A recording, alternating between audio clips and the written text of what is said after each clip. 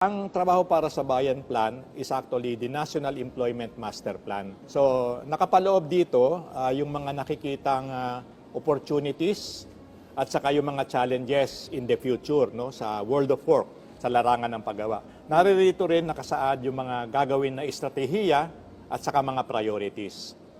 Dagdagan ko lang yung impormasyon tungkol sa Trabaho para sa Bayan Plan. Ito kasi yung batas na nalagdaan ng ating Pangulo noong nakaraang September 27. Ano ba sabi sa batas na yun? Yung sinasabi sa batas na yon, Trabaho para sa Bayan Plan, ay actually yung paglikha nga ng mga plano may kinalaman sa paglilikha ng hanap buhay, pagde-develop ng ating workforce para maging locally at globally competitive, kasama din yung usapin ng productivity, at siyempre meron pong mekanismo na parang oversight o gumagabay para tiyakin na yung nakapaloob sa nasabing plano ay magkakaroon ng katuparan.